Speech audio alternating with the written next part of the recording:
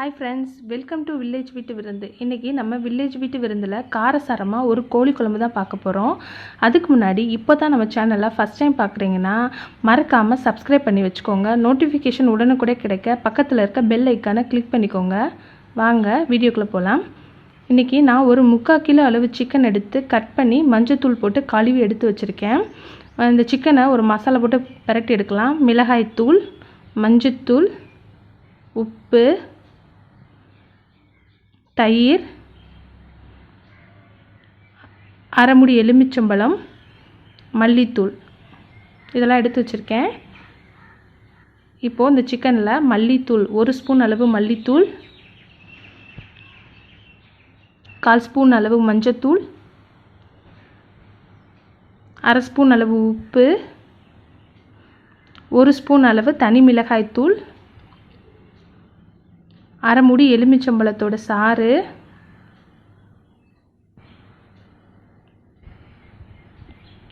1/4 cup அளவு தயிர் எல்லாத்தையும் சேர்த்துட்டு நல்லா மிக்ஸ் பண்ணி ஊற வைக்கலாம்.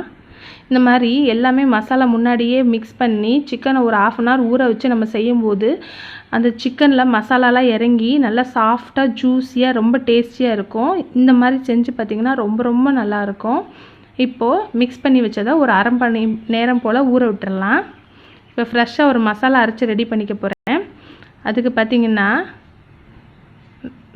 1 ஸ்பூன் அளவு சோம்பு, 1 ஸ்பூன் அளவு மிளகு, 1 ஸ்பூன் அளவு ஜீரகம், 3 பச்சை மிளகா, கலருக்காக ஒரு 5-6 காஷ்மீரி ரெட் சில்லி எடுத்திருக்கேன். இது காரம் இருக்காது, உங்களுக்கு நல்ல கலர் கொடுக்கும். கொஞ்சமாக கருவேப்பிலை, 1 கப் அளவு நறுக்கின தேங்காய் எடுத்து வச்சுருக்கேன். இது எல்லாத்தையும் வறுத்து நம்ம மசாலா ரெடி பண்ணிக்கலாம். ஒரு பாத்திரத்தில் 1 ஸ்பூன் அளவு எண்ணெய் விட்டுக்கிறேன். எண்ணெய் கொஞ்சம் நல்லா சூடாயிடுச்சு.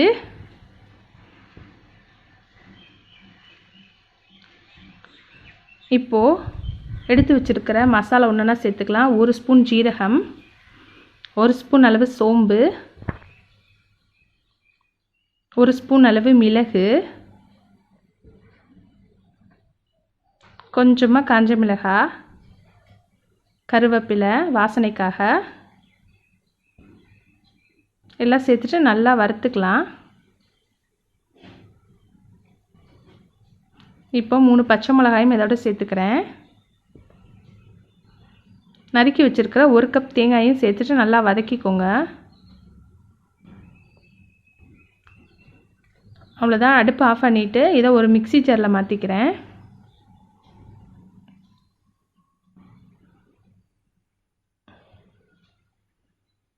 இதை நல்லா வலுவலுன்னு ஒரு மசாலாவை அரைச்சி ரெடி பண்ணி எடுத்து வச்சுக்கிட்டேன்.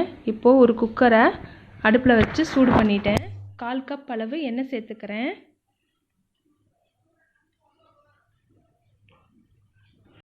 இப்போது அதில் 2 பட்டை,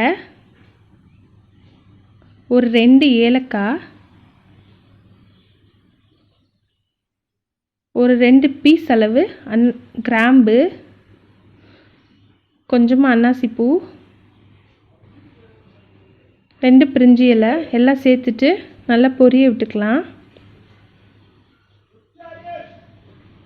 இப்போது பொடியாக நறுக்கி வச்சுருக்கிற ஒரு பெரிய வெங்காயம் எடுத்து இதில் சேர்த்துருக்கேன். வெங்காயம் சேர்த்துட்டு நல்லா வதக்கிக்கலாம். இந்தளவுக்கு வதங்கிடுச்சு.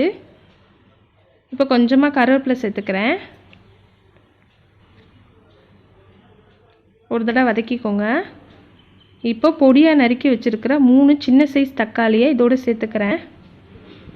ஆல்ரெடி நம்ம சிக்கனில் தயிர், லெமன் போட்டு பிழிஞ்சு எல்லாம் பண்ணனால புளிப்பு பார்த்து சேர்த்துக்கோங்க. நான் குட்டி தக்காளி தான் சேர்த்துருக்கேன். வெங்காயம் தக்காளி வதங்கிறதுக்காக ஒரு 1/2 ஸ்பூன் அளவு உப்பு சேர்த்துக்கிறேன். உப்பு சேர்த்து வதக்கும் போது சீக்கிரமாக வதங்கிடும். பாருங்கள், இந்தளவுக்கு நல்லா வதங்கிருச்சு. இப்போ மசாலாவில் பெரட்டி ஊற வச்சுருந்த சிக்கனை இதோடு சேர்த்துக்கலாம்.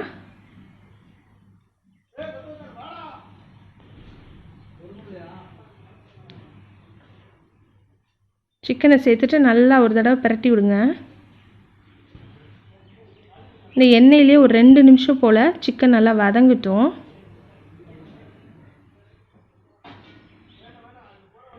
இப்போது 1 ஸ்பூன் அளவு இஞ்சி பூண்டு விழுதை அதோடு சேர்த்துக்கலாம்.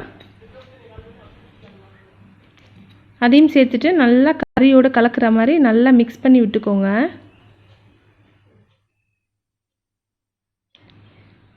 இப்போ அரைச்சி வச்சுருக்கிற அந்த மசாலா பேஸ்ட்டை இதோடு சேர்த்துக்கிறேன்.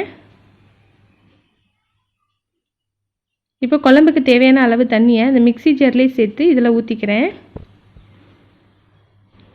உங்களுக்கு எந்த அளவுக்கு தண்ணி வேணுமோ அந்தளவுக்கு நீங்கள் தண்ணி ஊற்றிக்கோங்க. கொஞ்சம் கெட்டியாக வைக்கணும்னா தண்ணியை கம்மி பண்ணி கூட நீங்கள் செஞ்சுக்கலாம். இப்போ குழம்புக்கு தேவையான அளவு உப்பு சேர்த்துக்கிறேன். ஆல்ரெடி சிக்கனில் கொஞ்சமாக உப்பு சேர்த்துருந்தோம், அதனால் பார்த்து சேர்த்துக்கோங்க.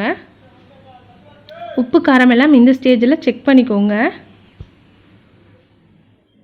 குழம்பு நல்லா கொதிக்க ஆரம்பிச்சிருச்சு. இப்போ நறுக்கின கொத்தமல்லியை நான் அதில் சேர்த்துக்கிறேன். குக்கரை மூடி போட்டு நான் ஒரு விசில் வைக்கிறேன். சிக்கன் சீக்கிரம் வந்துடும், அதனால் ஒரு விசில் வைக்கிறேன். உங்களோட கோழி கொஞ்சம் பெருசாக இருந்தால் நீங்கள் ஒரு 2 விசில் அளவு வச்சுக்கோங்க. அவ்வளோதான், குக்கர் விசில் வந்துருச்சு. கொஞ்சம் நேரம் அப்படியே விட்டுடலாம். அடுப்பு ஆஃப் பண்ணிக்கிறேன். இப்போ ப்ரெஷர் அடங்கிடுச்சு. குக்கரை ஓப்பன் பண்ணி குழம்பு எப்படி ரெடியாக இருக்குன்னு பார்க்கலாம்.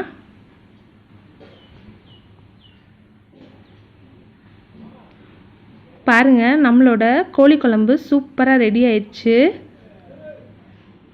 இது சாதத்தோட, இட்லி, தோசை, சப்பாத்தியோடலாம் ரொம்ப சூப்பராக இருக்கும். இதே மாதிரி நீங்களும் ஃப்ரெஷ்ஷாக மசாலா அரைச்சி உங்கள் வீட்டில் ட்ரை பண்ணி பாருங்கள். எப்படி இருக்குன்னு கமெண்ட்டில் சொல்லுங்கள். பிடிச்சிருந்தால் லைக் பண்ணுங்கள், ஷேர் பண்ணுங்கள். மறக்காமல் நம்ம சேனலை சப்ஸ்கிரைப் பண்ணுங்கள். தேங்க்ஸ் ஃபார் வாட்சிங். பாய்.